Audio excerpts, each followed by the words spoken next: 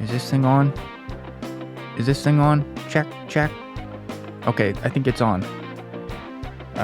This is episode 19 of the Dinosaur podcast. The last episode was almost a year ago in April of 2020 with Steve Ippolito. And yeah, I kind of just stopped doing it. Took a little break, and but wanted to get back to it eventually, so that's what I'm doing right now. And so much stuff has happened since then. Where do I start? Yes. Well, after that last podcast, there were no shows happening. COVID was still pretty new, and we didn't have any shows, but we did have 2 video filmings. One of them we produced independently. That was the first one. It was for a virtual music festival called Homefest. And what that was it was kind of like a replacement, because we were booked to play at a festival called Homefest in Pennsylvania, which is organized and curated by a band called Pigeons Playing Ping Pong. And we were set to play that in May, and that got canceled. And they did this virtual event in its place. And what it was just, video performances from, the bands that were going to play at the festival. Which was cool. But also, we were a little bummed because Domefest was really awesome last year, and that was the first time, and we were super pumped to be able to play it again this year. And but yeah, we had a practice space, a rehearsal room in the South Side, in the Store Express storage unit building. The whole 7th floor is all music rehearsal rooms, which is great because you can be as loud as you want any time of day or night, 24 hours a day, and you're not pissing off, the neighbors that you live around. So that was great, and we had that space to record the video. So for Homefest, they said, send us a video and we'll air it.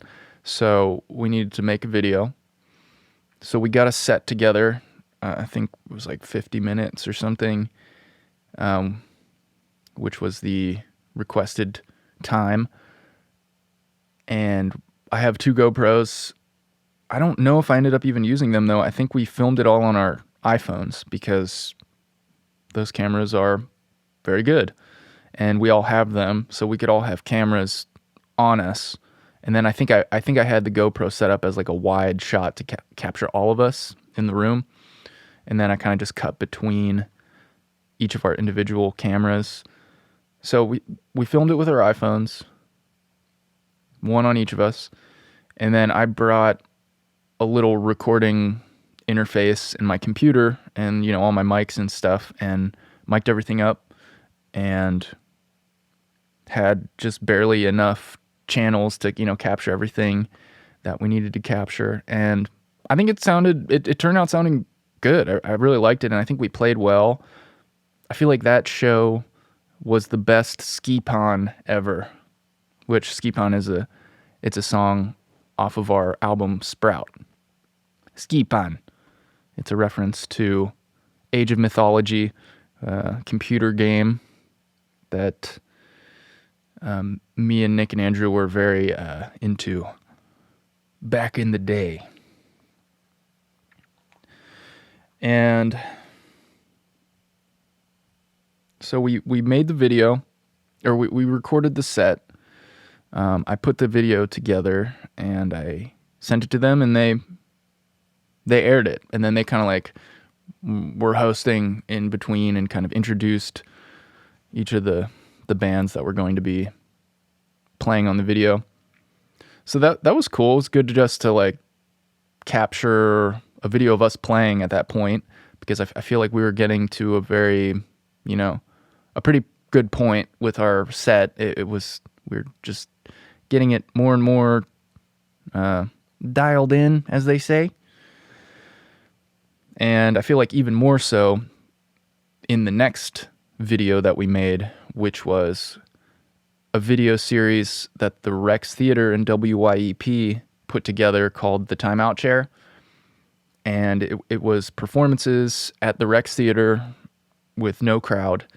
But like with full lights and sound and like, multi-camera video.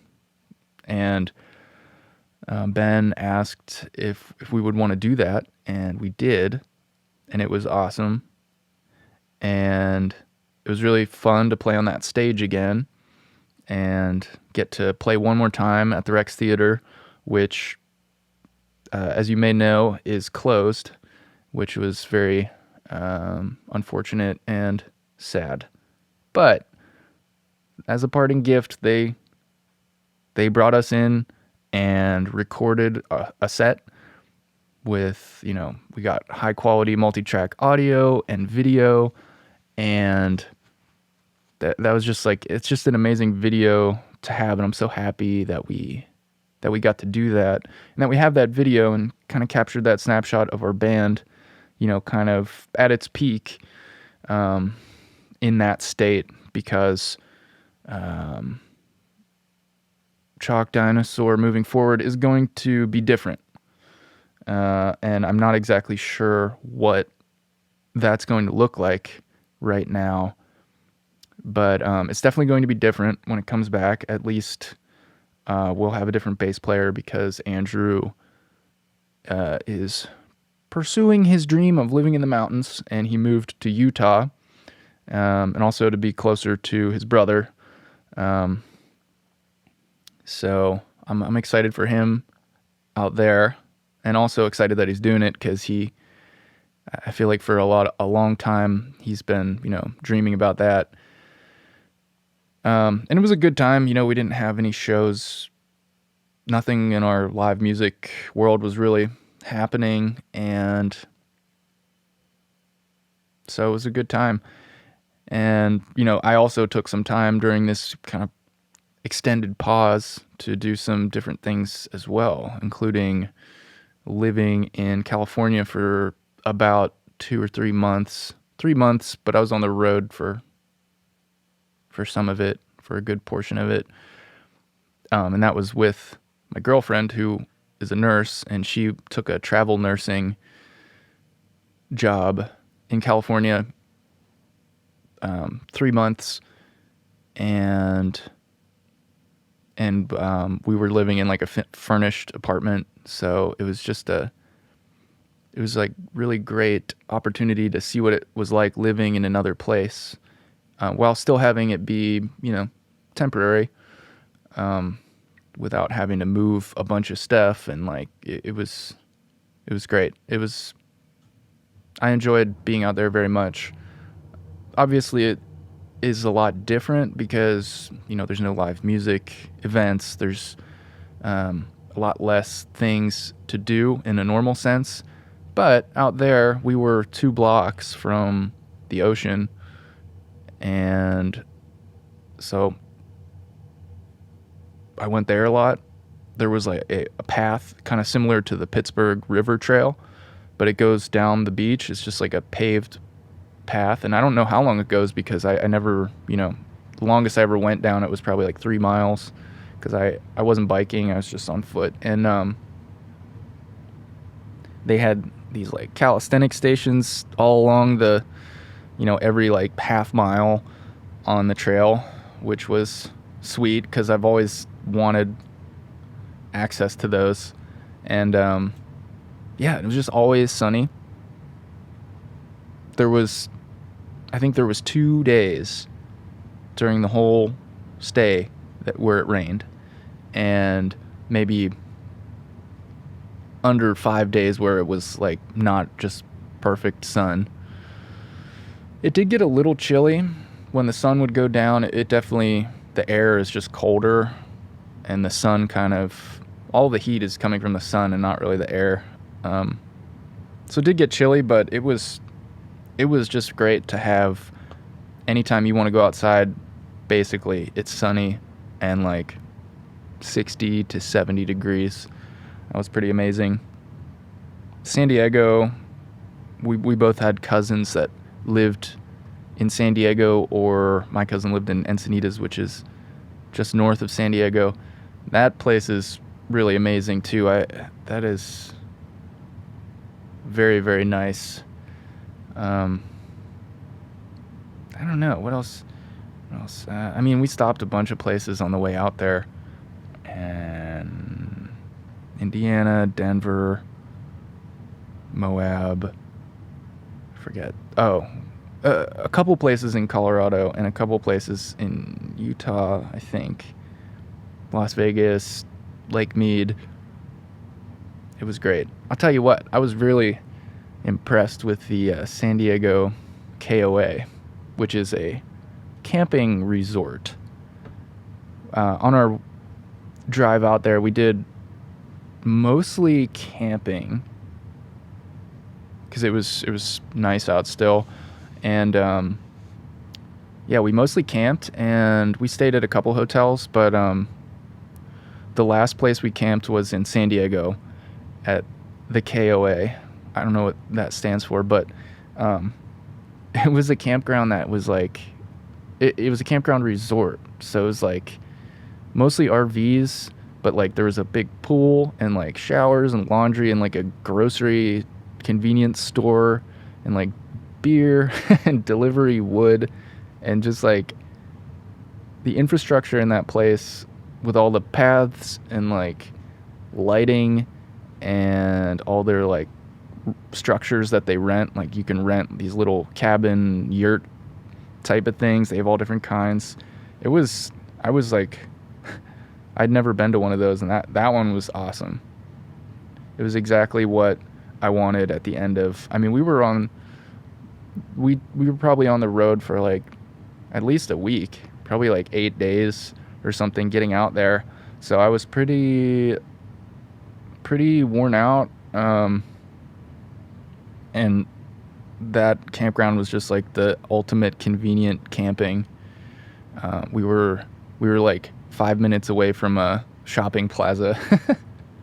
So not necessarily the kind of camping that I usually do, but it was perfect for the end of a long trip, because everything was just so easy there.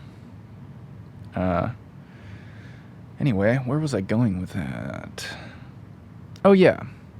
So Chalk Dinosaur is going to change in some regard, and we're either going to have a new bass player and continue, or I'm going to mostly do solo shows, and do full band shows on, special, in the right scenarios. I'm not exactly sure yet. I'm still kind of thinking it over, but right now I'm kind of leaning towards moving forward, presenting Chalk Dinosaur mainly as a solo performance. And then if there's certain events like Farm Jam-a-Llama or Dome Fest where it's kind of more of a jam band atmosphere, or if there was a situation where I got to play 2 sets, then I would do one solo, one with the band, or something like that. I'm still not sure yet, but so I'm not exactly sure what is going to happen in the future. But what I know for sure is that I will be continuing to record and release music, and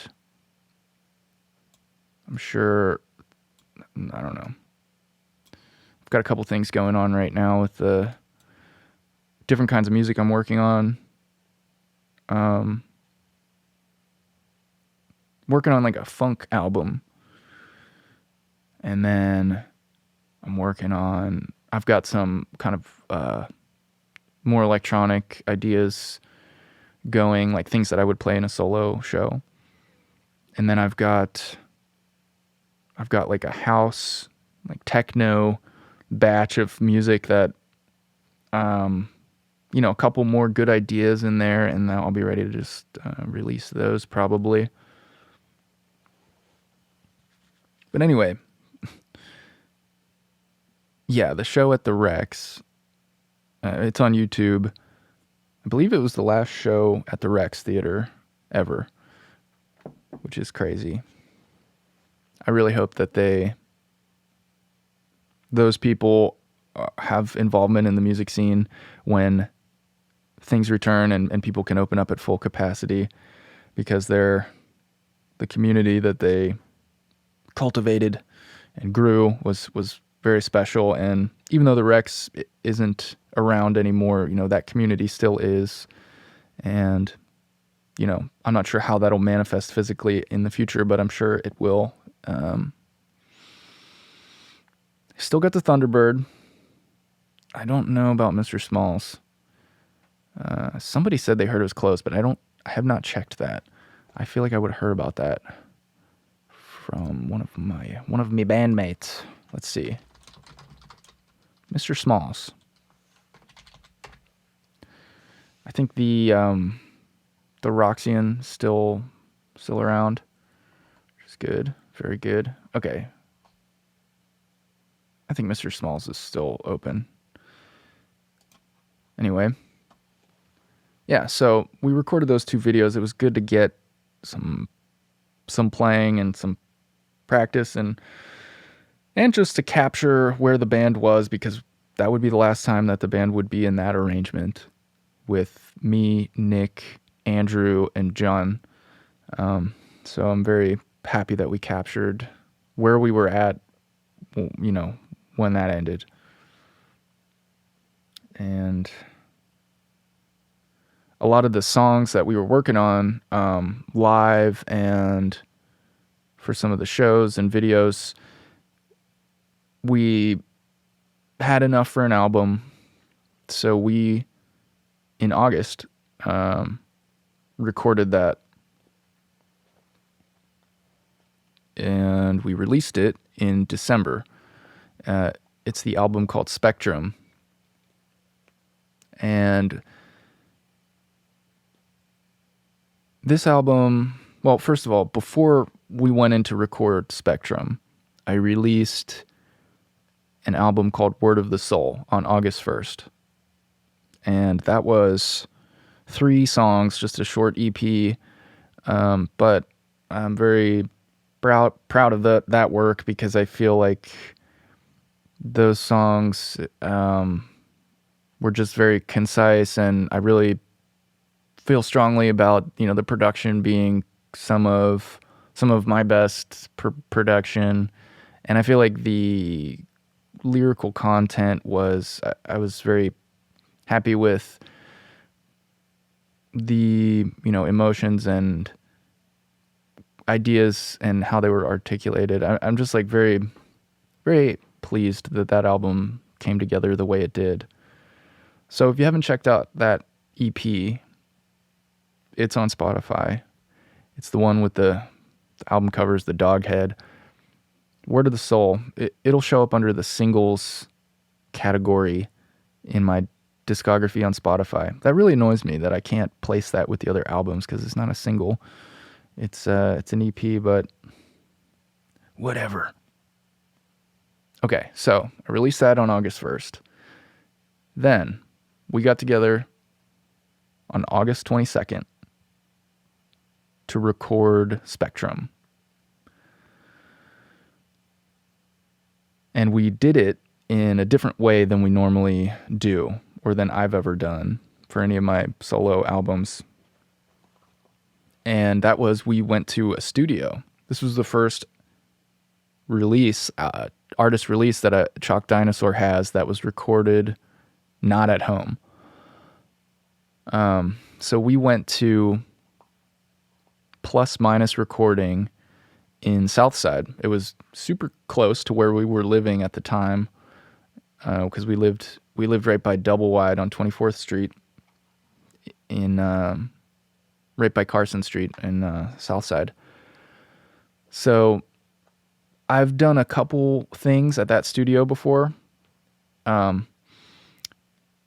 things that I've done at the studio before were some of the albums I've made. I wanted to see what it would sound like if I recorded my mixes onto a reel-to-reel tape machine, just to see if it might give it the last little bit of mojo to kind of just make it a more of a distinct body of work and kind of just a little final layer of glue.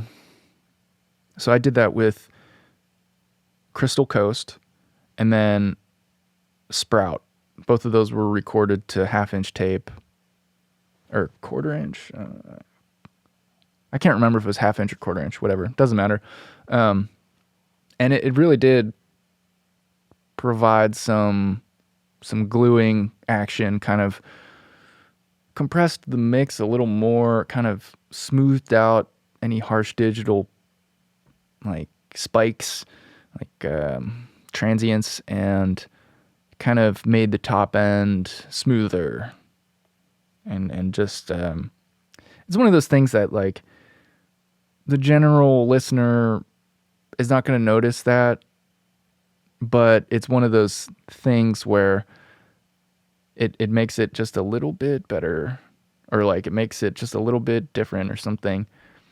And the effect of that in combination with every other decision that's been made throughout the whole process, every other little increment of improvement adds up to, something that the listener can really, that does make a difference.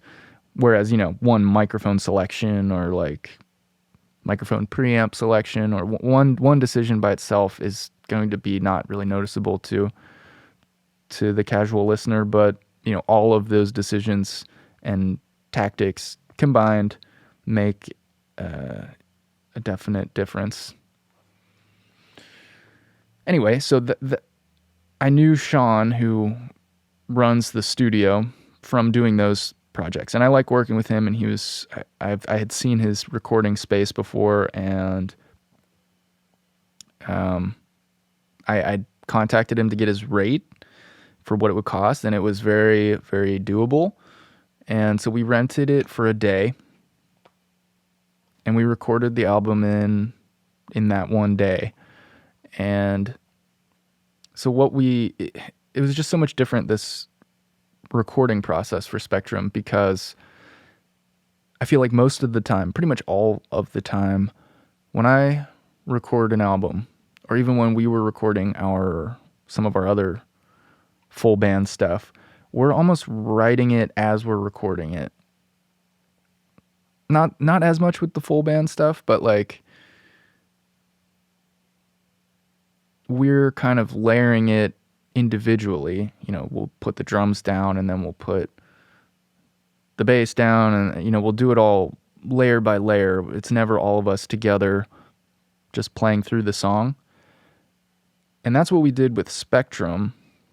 We practiced a bunch before our session, just as we kind of treated it like it was a show. So we just practiced it a bunch, and the goal wasn't to get a completely finished product that day, but it was to get the drums, bass, rhythm, guitar, like just to get the main meat of each song. And then we intended to, add some extra stuff and like redo some solos, or like, overdub some solos where, but just to get the rhythm section down and really capture the energy of all of us playing together, which is very, very difficult to replicate if you do it piece by piece. So yeah, we practiced like a show, and we went in and recorded did 2 or 3 takes of each song, and we ended up doing the solos in the recording session, and then, there was enough sound isolation that, if we wanted to redo the solo, we could redo it. But if there was, a really good solo that was,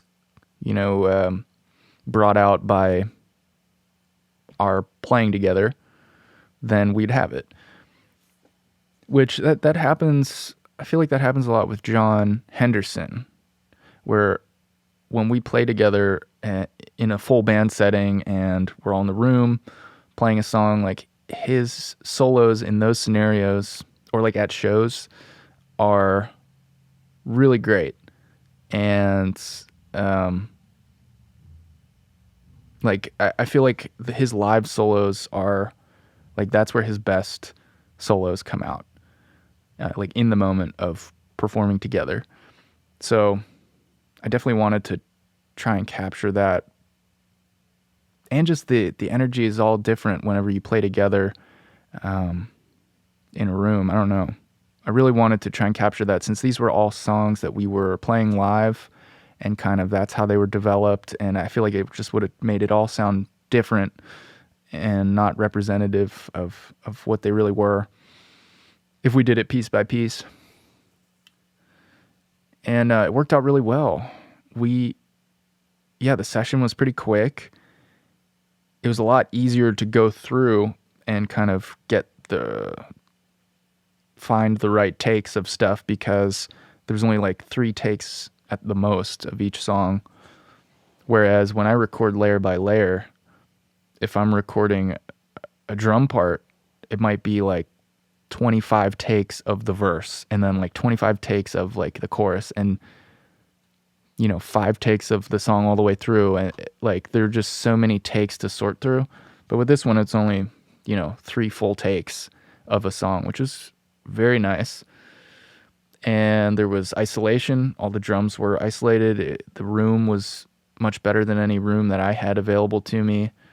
So the drums sounded a lot better. He had better microphones, more microphones, like the ability to record more channels at once. It was definitely I think we did the right thing by going to a studio to record that, since we wanted to do it live together.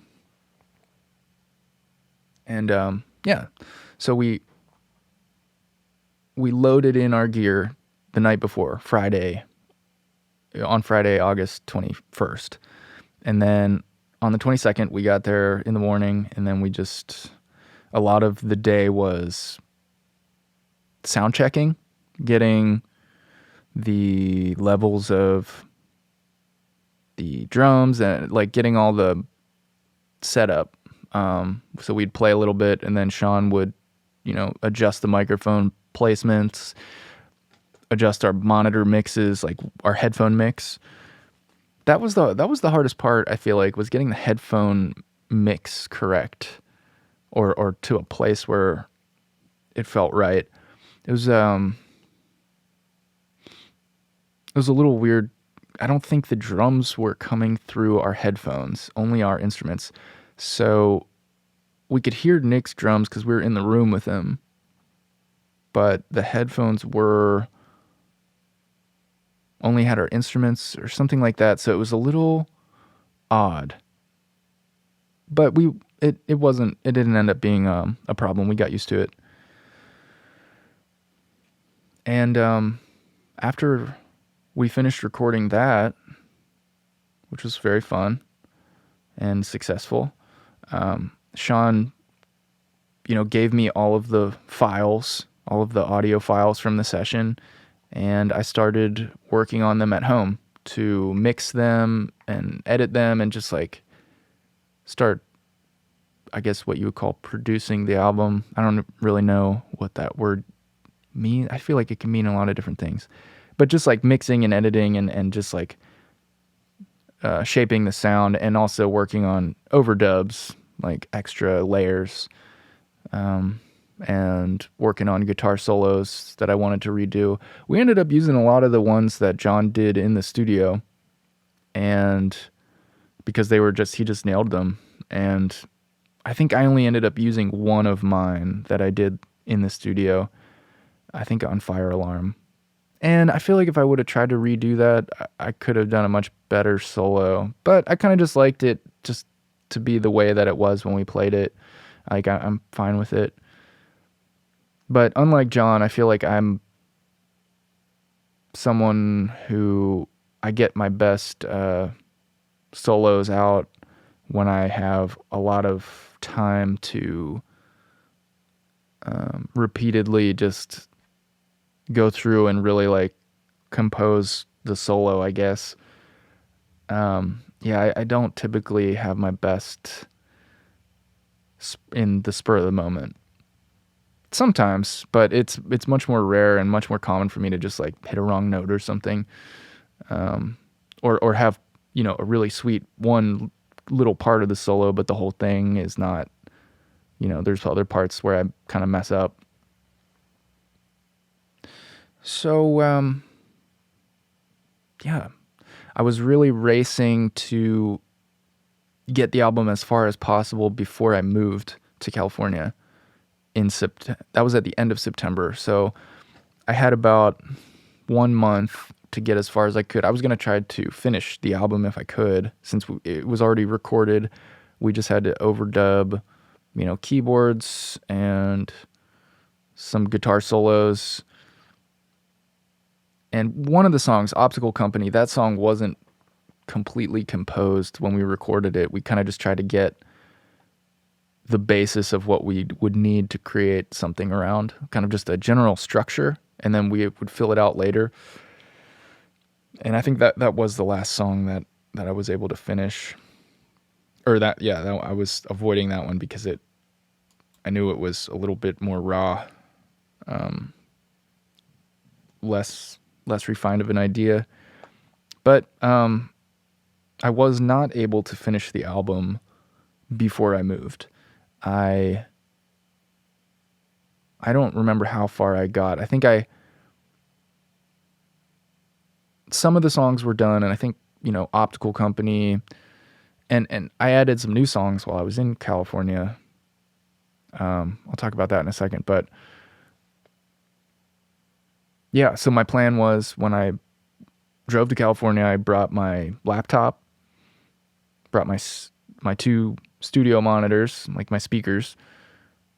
I brought a little MIDI keyboard, an Arturia key step, and a 2-channel interface and a microphone. Oh yeah, and my guitar. So I brought like a bin of recording stuff and then my guitar. And that was, and headphones. I had to rely on headphones a lot because I wasn't sure what kind of room I would be mixing in. So I took this minimal music setup to California when we moved there at the end of September. And it was enough for me to continue doing the work that I do to make a living, which is making underscore music for reality TV shows.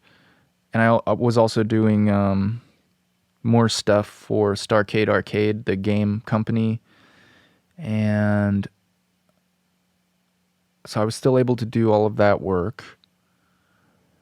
And I was going to try to mix the album. I wasn't sure what the room would be like. But I knew I had my headphones and I could more or less, I felt like I could get it there on headphones and the speakers.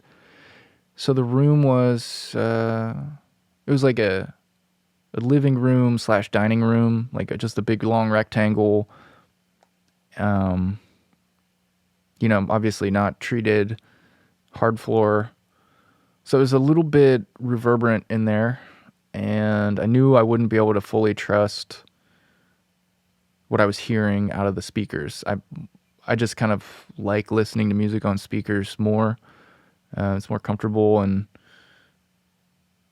it's just, I like the way it sounds better. But I knew I was going to have to do a lot on headphones because there's no room to contend with on the headphones. And it worked out. It worked out. It was like I ended up driving myself a little bit nuts working on this album. Just I spent so much time listening to it and like working on it that I started to become like kind of just, what is the word? I don't know, kind of like, what is the word? Where you work on something or you look at a problem or something for so long that you kind of stop seeing it the way you normally would. Like I started to lose my perspective, and I knew that. And I know that that's not a good place to be, where you're unsure of like if what you're doing is actually making it better or worse or just different. And it becomes very hard to make decisions, and then you start second guessing your decisions. So I was really trying to just like finish this quickly before I got completely to the point of being unable to work on it and like make good decisions.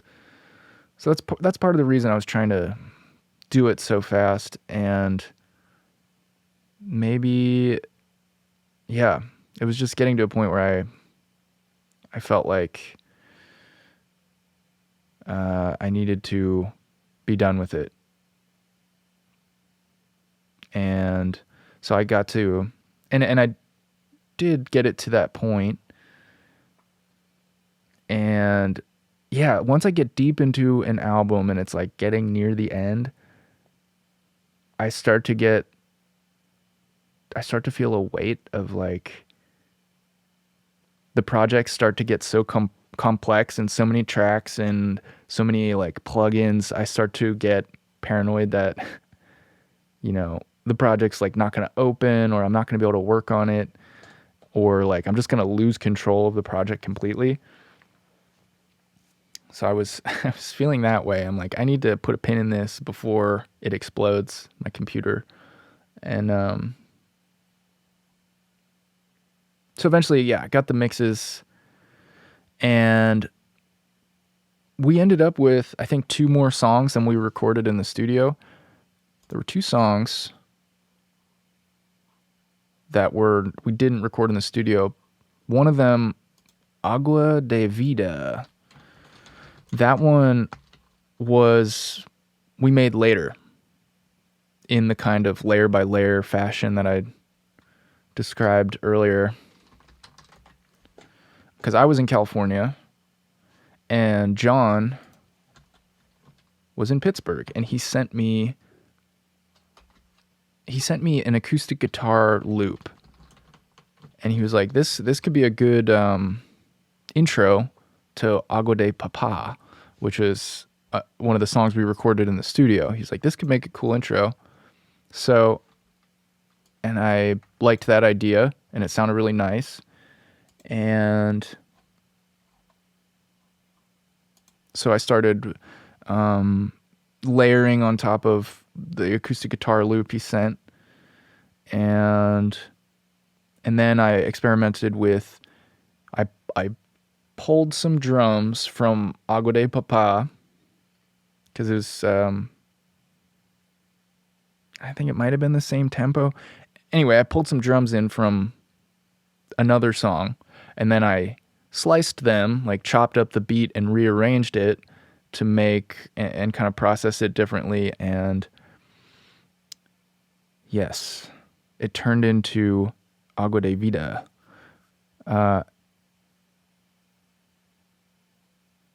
And it's interesting that I'm just looking at this right now. Is that a Q? What the heck? It's supposed to be agua, not aqua. Did I do that? Oh, geez. Hopefully that's a G, and I didn't make it Agua de Papa, because it's supposed to be agua. Anyway, I'm just noticing that now. What the heck?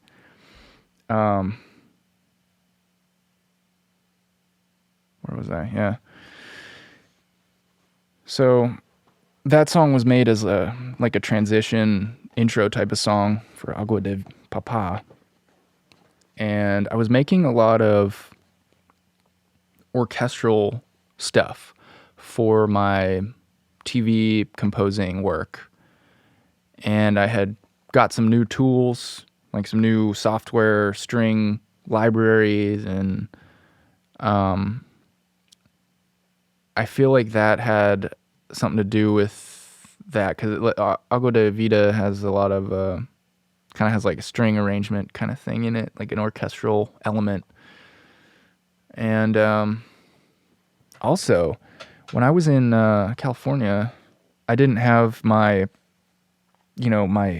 workhorse tools, which are the Prophet synthesizer and the Moog synthesizer, the two keyboards that I play live. That's how I generate a lot of my sounds.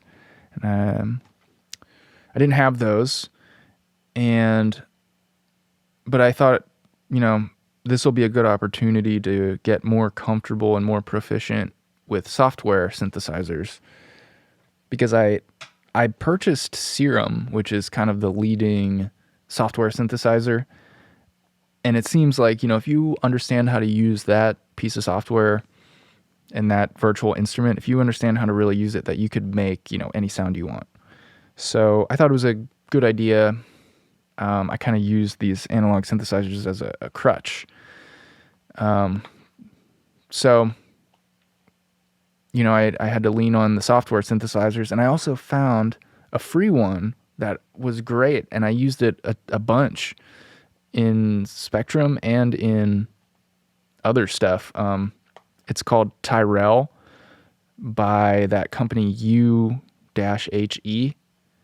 Tyrell, yeah. It's like a vintage synth emulator. It reminded me a lot of, I think it was laid out just like the Juno. Like I sold it, but it was like, my first vintage synthesizer, and it was so awesome. Loved it.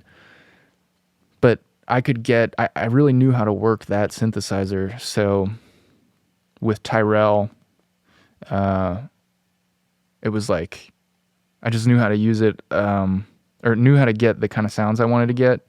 There's still some parts of it I don't understand, like the mod matrix. I don't understand how that works. I don't understand how to just get a simple, like, pitch modulation on that. But anyway, that's aside from the point. The point was, I really liked the sound of it, and ended up finding this free tool that I wouldn't have found, otherwise. And yeah, Winds of Change. It's the second song on the album. That's another one that we didn't record at the studio. It's kind of just an interlude that leads into it was supposed to be an interlude that connects the first song, Fire Alarm, to the third song, which is Agua De Vida. It's created as a connective tissue. And that's also something different about this album. Our last album, Sprout, was, every song was very independent. And in Spectrum, it's almost laid out more like a show would be. Like, the songs lead into each other and connect. And I think there's like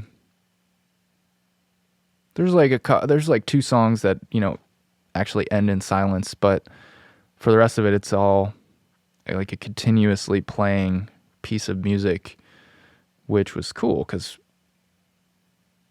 I haven't really experimented much with that. I started to. I did a couple that flowed into each other in the album Sunset, but this one was the first like gapless album that I tried to do. And I think, this was the idea of John, I feel like, mostly. Kind of suggesting that maybe we try to make it gapless. And I feel like playing shows really helped a lot with stringing songs together, just since it really kind of felt like laying out a set, which was cool. And I kind of look forward to doing that more in the future. It was kind of a pain in the butt to have like a gapless playback where the songs are where it's like not, I guess just with like the leveling and the mastering is like a little different, because you have to make sure that there's no like click or pop whenever the song changes. I don't know. It was a learning experience, but it was. I'm very pleased with Spectrum, and the album cover, that is a drawing that my brother Nick made, the drummer. He had made this drawing years ago, a couple years ago at least, and it was framed and hanging in our living room above our couch, along with 2 Chalk Dinosaur album covers that my brother Mike made.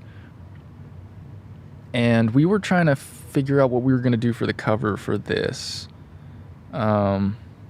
And I had some designs, like minimal text designs, where it was just said Spectrum and like had like a minimal color bar in, like, it was going for like a very minimal design. And yeah, we couldn't all kind of agree on which one we liked in terms of like the font choice. Like the typography is just so hard to get right and to make it look like not a 6th grade Microsoft Word project. And I was getting there. I was trying to learn how to make it not suck. And, I got somewhere that I liked, but, we all couldn't agree on anything. So that wasn't going to work. But while we were trying to figure out, font, like the typography stuff, just like what we were going to do, Nick reminded me that he had this drawing that we wanted, we had talked about for years. I think literally for years we've been like, oh, that would make a good album cover. And it just happened to have like a color spectrum on it going around it. It's like a cyborg head shooting a color rainbow out of his eyes. That's connecting into the back of his head again. It's cool. And he's like, I have this drawing, we should use this. And I was like, yes, that just makes this so much easier. That is perfect. So I still had to do I did some like digital coloring, I guess, and like sharpening. So mostly just like tracing, coloring, trying to like smoothing, that kind of stuff. I didn't want it to look sterile, but I also wanted it to be like defined. So that was an interesting project, trying to find the balance of polish and rawness. It was a very tedious job, but it was good to learn. Graphic design is one of those things that I would love to just be better at and know how to do more, because I need it so much. And, it's also an expensive service, and if I could do it in a way that, if I was just proficient at that, it would be awesome. But, there's something to be said for just hiring somebody who that is their focus and their strength to do something. I like to try to learn new things, so. Oh yeah, look at that. The font on Spectrum. Orbitron. Brought to my attention from John Henderson, the guitar player. We were all like looking at fonts, and we were like trying to find the right fonts, find the right font to use. We're just sending so many fonts back and forth. Like, what do you think of this one? But the thing is, like, it really depends on the context too, because we liked, me and Nick, we liked Orbitron in this design, with the current design, like with the head, with the color shooting out of his eyes. Like, we like the way the font looks with that picture. But in my in my design that I was making, where it was just text and like a color bar, we did not like Spectrum, or we did not like Orbitron as much. But the context made it look perfect for, or I mean, in our opinion, it fit with the image of the head that Nick drew, but it didn't work as just text alone. Anyway, could go on and on about that. You might hear a furnace noise. That is because I'm in a basement. And there is a furnace down here. And it's kind of cold outside, so got that furnace going. It's not in a separate room or anything. It is turned off. Good. But yeah, I live in a house now with my girlfriend Alyssa, and we picked this house for the space. There's a basement. That's where I am right now. And I was excited to be able to have all of my music stuff in one place. Because in Southside, I had my recording, kind of like my music production set up at our house in my bedroom. And then we had our live music set up in Store Express, separate building with the drums and, the amps. And so I would often have to, take my keyboards and my guitar amp like back and forth. And it was a little bit disconnected feeling. And, looking for a place to live after our lease was up our Southside lease was up in January. So needed to find a new place. Really liked living in Southside. That was an awesome place to live, especially like that specific location on the corner of East Carson and 24th Street. It was just like so close to everything, but also quiet in terms of, pedestrians and just drunk people and stuff. Like it was very quiet. I mean, there was some loud machinery because we were by an oxygen plant, and like their trucks were loud when they would drive by, and like there were a couple dumpsters around us. Like we were right across the street from a 7-Eleven and right next to the double wide. So it was awesome. And we were so close to Ascend and so close to our practice space. It was really great. But when I was looking for another place, I just couldn't find anything with the right, arrangement in Southside. Kind of got tired of looking. Saw a house in Wexford, which is a suburb about 20 minutes north of Pittsburgh, 15, 20 minutes. And I saw the picture of the basement, and I was excited. I was thinking like, oh, I could have my recording set up and my live, the ability to practice and like do that stuff all in one place, which I haven't had since like 2014. So pretty excited about that. And finally getting back into a work groove, because for a while, I don't know, I've just been all over the place. With the West Coast trip, working in kind of a modified work setup, and then when I got back from that, we had to move out of our Southside place like immediately because our lease was up. And so I tried working in Store Express, like doing music production there, and it was just too loud. Like if anybody else was in there, like I couldn't work on it. Like I couldn't mix properly, or like couldn't even really hear what I was doing that well. And I was living with my mom, so I did some work there. I was just so scattered. Feels really good to have one place now, this basement. And I was just, when I came down here today, it just makes me so happy to be down here. And just like in this area, which is very great to have a space. to be able to just get lost in the stuff I'm working on. Yeah, I think. Oh yeah, another thing that was different about Spectrum was we got someone else to master it, because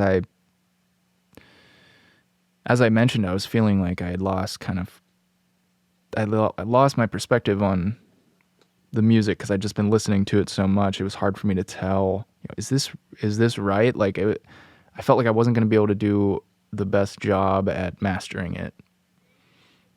So we sent it to a guy named Ryan Schwab in Philadelphia, and I heard about him through Jesse Miller of Lotus. I forget what albums this guy mastered, but he was one of the guys that they use. So I got in touch with him, and his rate was reasonable. I don't remember what it was, but I think it might have been like $80 a song or something. But we had him master one song, and then kind of listened to it, and I compared it to my master, and then I just felt so much better just to hand the whole thing off to Ryan to do, and he did a great job. And yeah, it was great. Me and the three other guys in the band split the cost of the mastering, just because we wanted to, we all wanted to contribute to make this album as good as we could make it. And they also contributed to the recording. We split the cost of the recording date, which I think was like $300 for a day. And the mastering might have been $300. I don't remember exactly all the prices, but it was great, like, splitting that. So thank you guys for going in on this creative project with me and making Spectrum the best we could make it. But yeah, I'm gonna talk about Word of the Soul more on another episode. But in conclusion here, if you haven't, these are the things that have happened since last spring that you should check out if you're interested. Homefest, it's on YouTube. Chalk Dinosaur Homefest. That was our set for the virtual festival, curated by Pigeons Playing Ping Pong. So Homefest, then Timeout Chair, which is another video we did at the Rex. Search for Chalk Dinosaur Rex Theater. You'll get the whole show there. That's like our best show, and it sounds the best. Well, Homefest sounds really good too, I think, in terms of like quality. So those two shows that are on YouTube, Word of the Soul, which is on Spotify or Bandcamp, 3-song EP, very lyric heavy, electronic but very song oriented, like song with words, vocally centered. Spectrum, which is our second full-length, full band album, the third album we've made as a band, like me and Nick and Andrew and John. So yeah, Spectrum, Word of the Soul, Chalk Dinosaur at the Rex Theater live, Chalk Dinosaur at Homefest live, and I'll put links to all that stuff below. And yes, happy Easter for those of you who care about Easter. Happy weekend times in your future. To you, I wish you happy weekend times. Thank you. Today, welcome. That is all.